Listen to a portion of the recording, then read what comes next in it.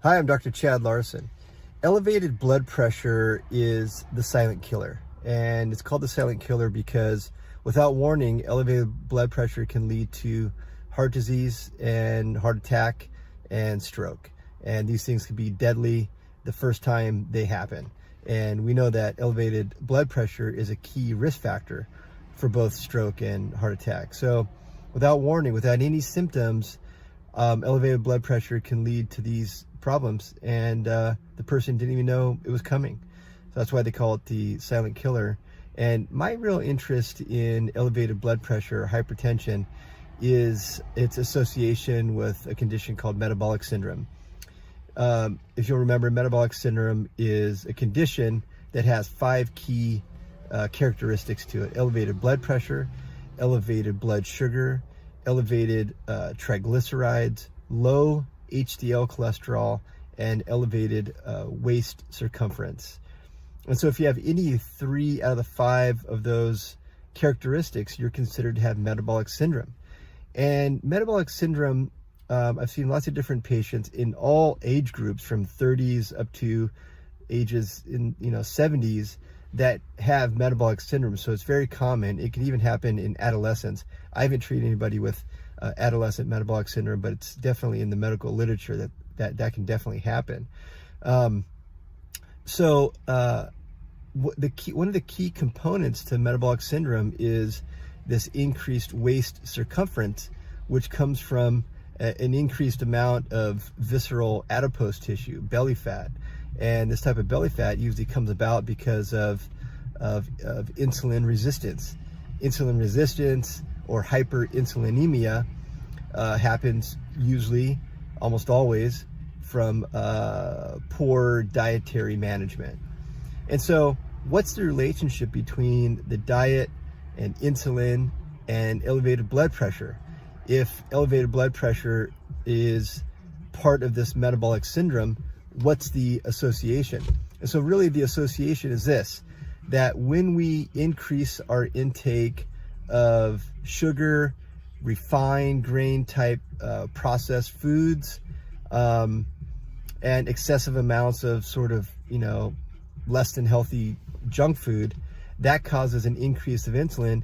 And here's what we know about the relationship of elevated insulin and elevated blood pressure. It's the kidney. The kidney's kind of in the middle of this whole thing. So what happens is insulin has a couple different effects on blood pressure via the kidney. One of them is the resorption or reabsorption of sodium by the kidneys, and that insulin causes this. When insulin goes up, it causes sort of excess reabsorption of sodium. That increased absorption of sodium in the kidneys causes the blood pressure to go up. That's one of them. Another one is during states of elevated insulin, the body goes through a little bit of an increase of the sympathetic nervous system. Remember, the autonomic nervous system has 2 components. It has the sympathetic nervous system, which, think of that as like your fight or flight system. It prepares you to either fight or flee. And also the parasympathetic nervous system is kind of the other component of the autonomic nervous system.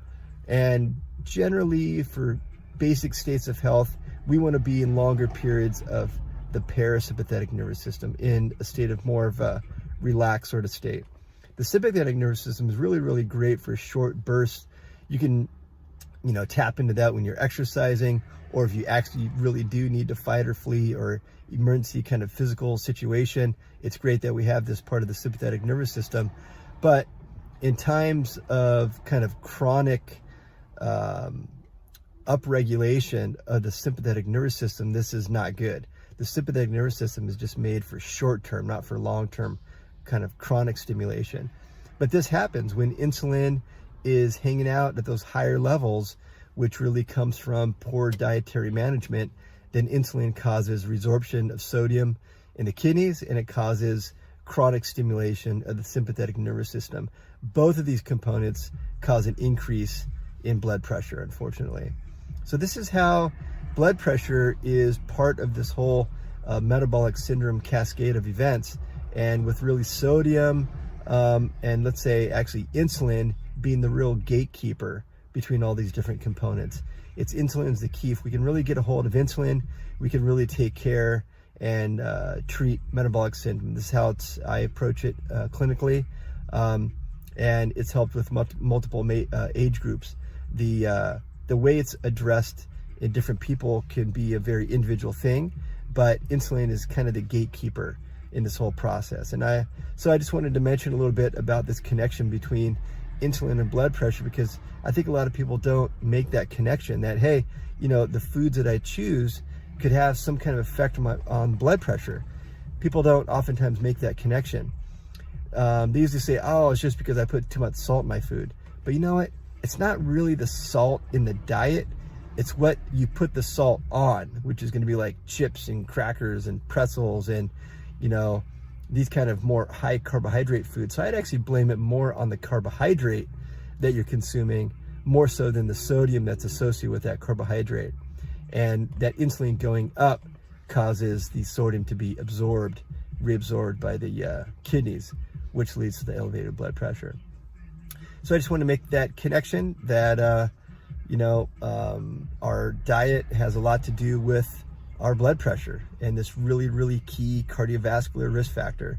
So hopefully that makes a connection for you. I will keep reading the studies and bringing you the information. Until then, keep it real.